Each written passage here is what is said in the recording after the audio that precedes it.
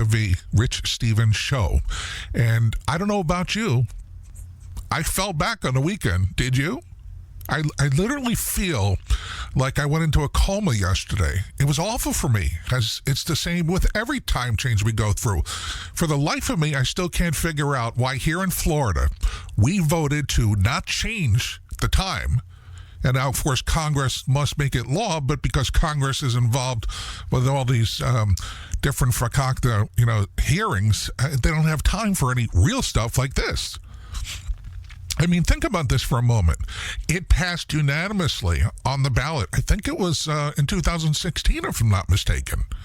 And here we are in 2019, 2 years later, and Congress isn't even close to doing this. I wish that the governor, Ron DeSantis, could just say, you know what, to hell with it. We're going to make the change ourselves and just get it over with. And now it's going to start getting dark earlier in the afternoon and light earlier in the morning. Totally screws with your, with your rhythms and your biological clocks. Is it biological? Is that what I'm trying to say?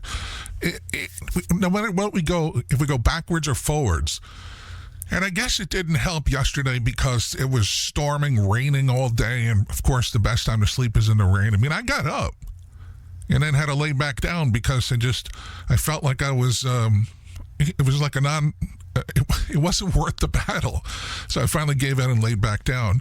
And then, of course, screwed up the rest of my day yesterday and found it very hard for me to wake up this morning. And this is what happens. You get in this madness cycle. And I know I'm not alone in having issues with the time changes. And as I said, it happens when we fall ahead or when we go ahead and when we fall back. Same kind of thing. Doesn't matter which way we're going. It screws with your screws with your body, or at least with my body. But I know several people I've talked to about this, and it screws with a lot of people. By the way, screwing. Speaking of screwing with other people, I was talking to a couple of friends of mine over the weekend. They asked me if I wanted to go on a cruise, and I said, there is no way I'm ever getting on a cruise ship. And they said, why? And I said, because, well, up until, this is probably around 1995, I had a terrible experience, first time ever having a bad experience on the water. And when I was growing up, and when I was, up until 1995, I never had a problem in going on a boat, even a small boat, out into the ocean. I mean, I used to love it as a kid, going out and fishing in the middle of the Atlantic Ocean. Never had a problem with it at all. But in 1990, and they say, by the way, it only takes one issue to have a lifetime totally screwed up. I mean, I don't remember who it was, but I remember my parents taking me to down in Manhattan to see somebody that was going on a cruise, to see them off. And you get to, I don't know if they still do this anymore, but you got to go on the ship before it left, obviously, and look around and have some food and yada, yada, yada.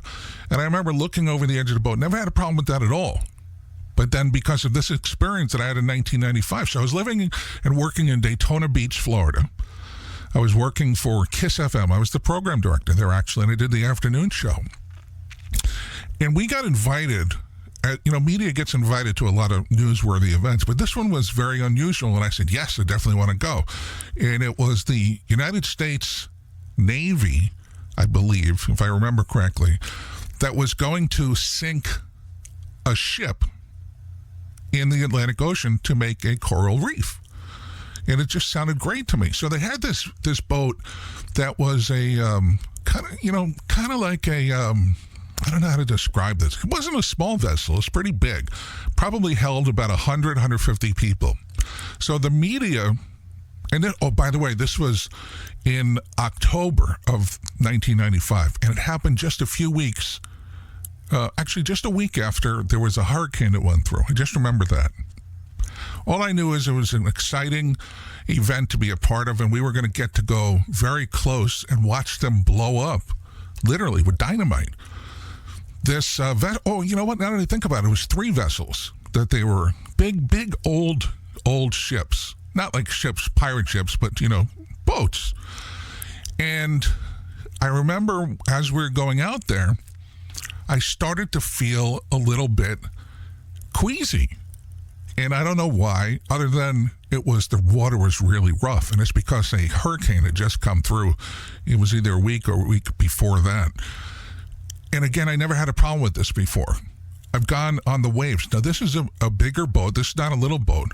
And then what happened is we actually dropped anchor probably, I guess, maybe 100 feet away from these boats that they were going to blow up. And then the boat was literally, the waves were really high. And the boat was, I'm getting nauseous thinking about this now. The boat itself was rocking back and forth. And there were some people, I remember there was somebody, a girl named Mindy that worked at the radio station with me. She came along too. She was the news girl. And they had these huge 6-foot sub sandwiches on board for everybody to eat. Now I'm sitting next to her and we're watching the, I think it was the Navy, rigging up these ships to blow them up. And in the water in front of us, there was, I don't know what you call the boats. It looks like the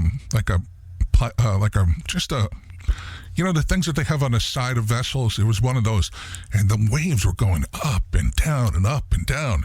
And it was really cool. That wasn't cool, but it was really cool because we saw some dolphins and we saw some flying fish.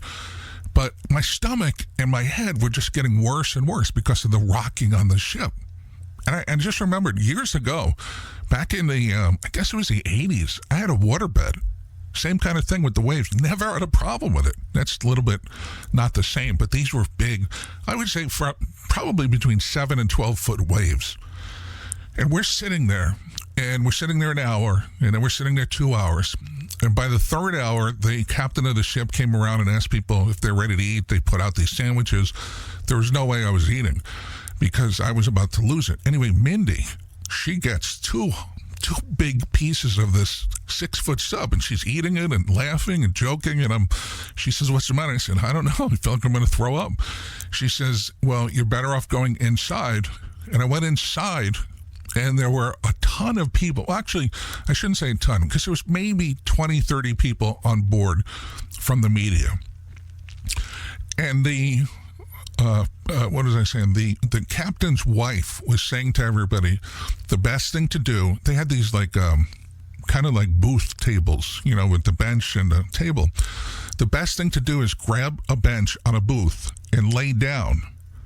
Because when you lay down, you'll be in the motion in a different way. I said, I would try anything at this point. Well, I did that, and it didn't work. Now, at this point, we're about 3 hours and 15 minutes into this this whole fiasco, and I am ready to just lose my mind because my head, the boat was spinning around in my head. My stomach felt terrible. Now, I've never seen this woman in my life before. I've never done drugs or never been drunk, but this woman says, if it still bothers you, I can give you one of these pills. It'll just fix it right away. I took the pill from this woman who I've never met. I have no idea what it was, but that's how desperate I was to, fix this horrible, horrific feeling of being nauseous and seasick. At the same time that she's giving me that pill, people are coming inside from outside and throwing up all over the boat. I mean, literally just like all over the place. It was gross. As we sat there, more and more people getting sick. And then this girl, Mindy, comes back in to get another half of the sub, or big chunk of the sub. And she's laughing. She said, "I can't believe you guys are all so sick." Well, there was probably about 15, 20 tables, these booths that I told you about, and everybody's laying down them because everybody's sick. I'll never forget that the guy, I think it was a videographer from CNN, because all the TV stations, the networks were on board too. And he was sick too. And then we got a countdown where it was 2 minutes to go. Finally, we were there almost 4 hours, and forget about it. That pill that the woman gave me didn't work at all. When I was looking outside, I was saying to myself that I would pay somebody $10,000 to fly in on a helicopter and just take me out of here. That's how bad it was. I would have more than willing to give up $10,000. It was bad. Anyway, long story short, they finally blew up these 3 boats, and I remember the guy, and I'm almost sure it's the guy from CNN. He missed the shot of the boats being blown up. It was cool to watch the boats being blown up, but it wasn't cool, being sick at the same time. I managed to get up and watch But as I said, this CNN photographer just missed it. He was so sick. People were very violently sick at this point, now that we were there more than 4 hours. So they blew him up. We watched the ships go down, the boats, whatever it was. And the captain comes on. He says, I understand a lot of people are sick. Please take it easy. We'll be out of this water very soon. But it was another 40 minutes to get back to dock. As we're pulling into the area which close to the dock, I finally started feeling better. So whatever that pill was, which I never questioned what it was, really made a difference. But here's another story. And so ever since then, I was scared to death of going out on the water. And it was about 2 months later, a friend of mine in Daytona had their own boat, kind of like a speedboat, thing. And they invited me out. And I said, yeah, let's go. I didn't think it was a big deal. But I was... oh my God, I was just so anxious being on that boat and just couldn't wait to get back on land. And again, I never had a problem with this before. Now, fast forward to 1997. I was living in St. Louis. I was on the radio there at Z1077. And we were interviewing this guy named Danny. And it was Jeff, my boss, myself, and Danny. And we were trying to, show Danny the city and everything. And one of the places that people like to go to is the casinos. Now, the casinos, I was told, they're on boats. And the reason being is in St. Louis, you can't have casinos on land. You have to have them in the water. So we go into this casino. Oh, actually, we go into the lobby area of where the ship is. And I was trying to say, I really don't want to go on a boat and blah, blah, blah. And they have a guy that stands there with a rope, and they have a sign that says boarding times. And I'll never forget this. The next boarding time was something like 8:30, and we're standing there waiting, and the whole time I'm trying to talk myself into, it's going to be okay, it's going to be okay. And I said, where does this boat go? And he says, it just goes around. It's not a bad ride. And I said, okay. And I finally went on, and they closed the ropes off, and they don't know anybody else on. So I'm like waiting for the ship to shake, and nothing ever happened. And I was so happy. I sat down, I started playing some blackjack, and then I asked the dealer, I said, what time does the ship dock? And he says, well, usually they board like every half hour. I said, so in a half hour, more people come on and we go off? He says, you can stay as long as you want. But he says, I got to tell you a little secret. And I said, what? He says, you do realize we're not on a boat. And I said, what? He says, yeah, we're on a barge that happens to be in the water. And the reason you don't feel anything is because we're not moving.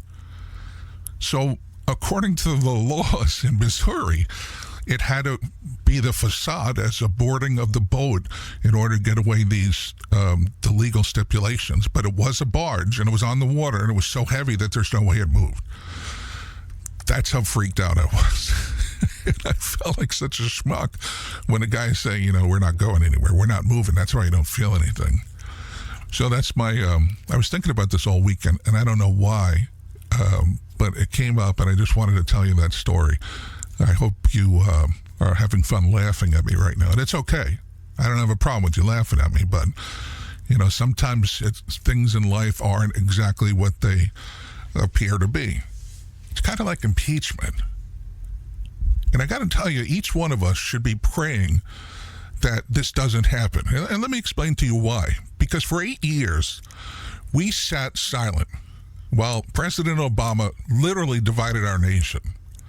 I mean, he used identity politics, he used race warfare, he used class warfare to divide us, every one of us. And then he thrust that universal health care upon us. We didn't do anything. We sat silent. In the meantime, Hillary and Obama let 4 Americans die in Benghazi while they were watching on closed-circuit TV. Again, we were silent. We watched Hillary and Donna Brazile rig a primary against Bernie Sanders. Donna Brazile gave Hillary Clinton the questions to a debate before the debate actually happened. We saw Bill Clinton and Loretta Lynch, remember her, the Attorney General at the time, sit on a flight, on a plane, only to find out that Hillary was exonerated for any crime regarding her acid-washed, bleach-bitch server and 33,000 deleted emails. Again, we were silent.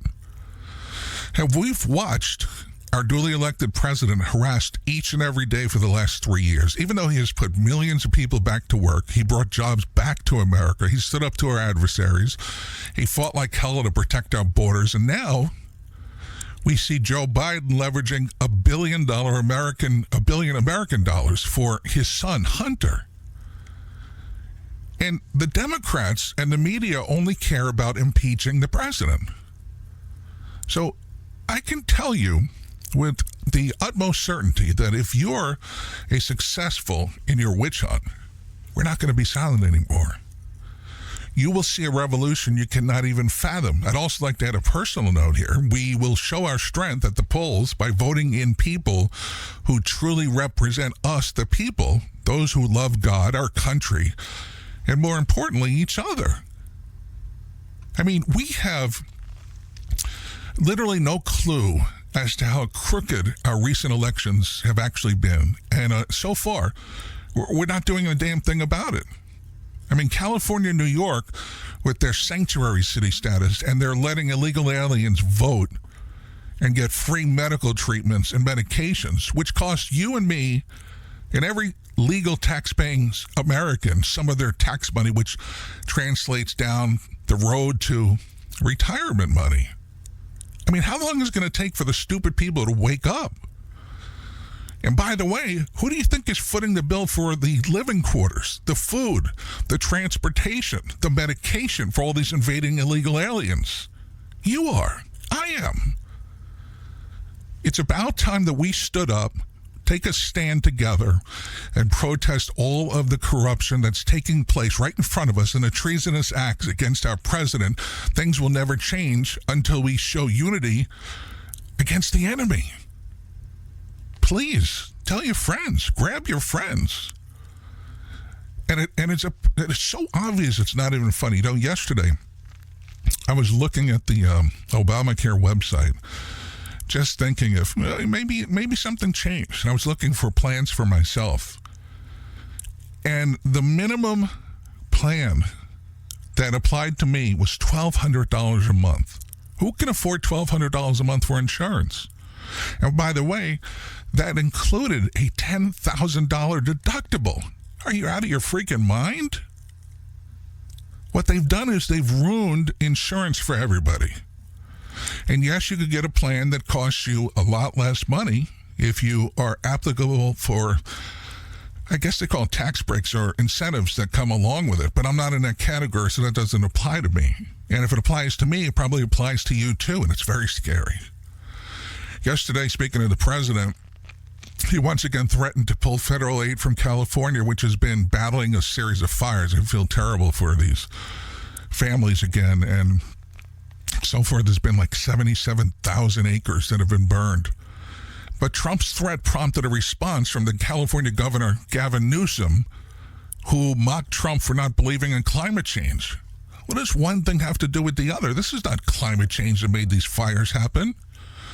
So the Trump tweet was yesterday morning. I'm quoting, "The governor of California, at Gavin Newsom, has done a terrible job of forest management. I told him from the first day we met that he must clean his forest floors regardless of what his bosses, the environmentalists, demand of him.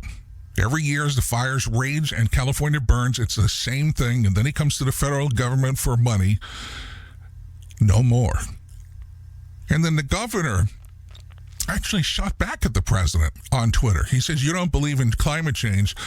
You are excused from this conversation." I mean, where is the respect for the office of the president? I mean, what happened? Where did we take this turn in such a bad way? And, you know, talking about the 8 years with President Obama dividing us, isn't it funny that the Black Lives Matter movement is nowhere to be seen? What happened? Where'd they go?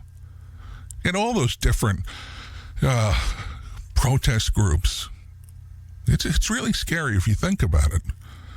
And speaking of scary, there's an attorney that's representing the whistleblower in this whole impeachment thing. And they say now that his client, this attorney said, his client, who's the whistleblower, is willing to answer questions from Republicans on the House Intelligence Committee without going through the committee's Democrats. So the lawyer contacted the committee's Devin Nunes over the weekend to say that his client is up for answering questions from Republicans under oath and with penalty or perjury if Republicans submit those questions to the legal team representing the whistleblower. Are you kidding me? So under the proposal, the Inspector General could verify the whistleblower's identity but allow him to remain anonymous. Nunes didn't respond to the proposition. The lawyer says the whistleblower wants to do this to ensure his concern is addressed in a nonpartisan manner. So what we're waiting for now, it's going to be very interesting to see how Republicans respond to this. I mean, they should push for a live appearance with this guy. I don't think it's ever going to happen, but they should. Because this has just gone, like everything else, way, way too far. It's so disheartening that somebody can actually say something and then do something without knowing who it is. I mean, it just doesn't make sense to me. Steve Easterbrook, the CEO of McDonald's, he's out of work today. The company's board voted to oust him for poor judgment involving a recent consensual relationship with an employee. This came out yesterday, late in the day. Now, the president of McDonald's said Chris Kempczynski has been named the new CEO effective immediately. He's also going to be on the board. The company said that he succeeds Steve Easterbrook, who was separated from the company following the board's determination that he violated company policy and demonstrated poor judgment involving a recent consensual relationship with an employee. I guess the board of McDonald's had to, they didn't think that Easterbrook deserved a break today. Sorry, couldn't resist that. I mean, think about it, though. How can you have a relationship with your employees in the climate that we're in today? I mean, anything and everything that used to be okay is no longer okay. So, there was another mass shooting over the weekend. It was at a party in California, left 4 people dead, multiple others injured. The shooting had occurred at a large house in Orinda, California. It's about 8-9 miles east of Berkeley. The party was advertised on social media as an Airbnb mansion party, so 100 people showed up. Then the shots were fired. So far, police have released no details about a suspect or suspects. And you might recall just a few days earlier, 3 people were killed at a Halloween party in Long Beach, California. I mean, these days, you gotta have your guard up, and anytime you're around a lot of people, especially. Interesting thing happened on Fox News yesterday. A former Navy SEAL had the last word on Fox News on Saturday, and he randomly brought up the allegations that convicted sex offender and billionaire Jeffrey Epstein did not die by suicide. This guy is the founder of the Warrior Dog Foundation, Mike Ritland. He's a military dog expert. And he stumped the Fox News host, Jesse Waters. I mean, totally got him off guard. So he was speaking on Waters World. Is it Waters or Waters? I don't know. And they were talking about Conan, the heroic dog that helped U.S. troops take down the ISIS leader Baghdadi in the special ops raid in Syria last week. And at the end of the interview, he asked if he was allowed to give a public service announcement to viewers. And he said yes. So he says, if you see the coverage and you decide, I want one of these dogs, a straight-faced Ritland says into the camera, either buy a fully trained and finished dog from a professional or just don't get one at all. That and Epstein didn't kill himself. And then the host was, he looked like a deer in headlights. He didn't know what to say. And just after that, the words sunk in to the host, and his eyes lit up and he laughed off the comment. But you see, here's the thing. Ritland's comments came after that bombshell interview last week with that former pathologist, a forensic pathologist, Dr. Michael Baden, which was on Fox and Friends, where he shared his conclusions about the suspicious nature of Epstein's death after the financier was discovered dead in his cell back on August 10th. He was hired by Epstein's brother and present at the autopsy, and he shared the findings that are more consistent with homicidal strangulation. So the current chief medical examiner in New York, Dr. Barbara Sampson, declared that she stands firmly behind her findings. She says, our investigation concluded that the case the cause rather of Mr. Epstein's death was hanging and the manner of death was suicide, and we stand by that determination. I mean, Epstein supposedly died alone while on suicide watch on August 10th inside his cell at the Metropolitan Correction Center in Manhattan. The pedophile at the time was awaiting trial on sex trafficking charges involving underage girls. Now, the officials say he hung himself with a bedsheet from the top of his bunks, but come on.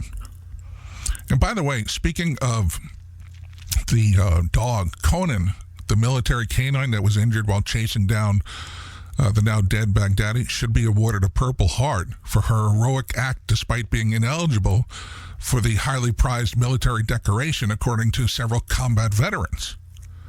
One said, "Do I believe Conan should receive a Purple Heart for actions on target? Absolutely." That's former Army Ranger Michael Bollinger saying that to the New York Post. He says they're out there with us every step of the way. James Knuppenberg, who was awarded a Purple Heart after a sniper shot him in Kandahar, concurs with Bollinger, and he also said to the Post that Conan deserves the medal. And you may remember that earlier this week I told you President Trump announced that Conan would visit the White House and shared a meme of himself awarding the heroic dog a Medal of Honor, which prompted the established media to whip itself up in a fury. I mean, it's actually funny if you think about it, because Conan the dog knew about the mission. Nancy Pelosi couldn't be trusted. But in all reality, all kidding aside, the dog is more patriotic and more American than almost every Democrat in Congress, and certainly more than the House Democrats. I've never seen a group of people so filled with hate for actual Americans and so full of love for terrorists and illegal aliens and the media propagandists who push their leftist agenda every single day, especially the Democrats' treasonous coup attempt for this so-called impeachment. But the entire narrative is collapsing as these so-called witnesses contradict each other, and it becomes clear that there are still leftist spies working in the White House. I mean, all Pelosi succeeded in doing on Halloween was handing Trump a 2020 election victory, including the Senate and House. Bad girl, Nancy. Bad girl. Good girl, Conan. Good girl. I'm sorry. You see, I told you I didn't get enough sleep, so it totally screws with me. Hope you enjoyed today's broadcast. I appreciate you being here. You want to reach out, 305-707-7878, 305-707-7878. That's my personal cell, so feel free to text me, or you can call and leave a message. You can also contact me from my website, richstevensshow.com. Have a great Monday. It's going to be raining here in South Florida on and off, so probably just like the weekend. Maybe I'll just go back to bed. I appreciate you listening. Have a great Monday.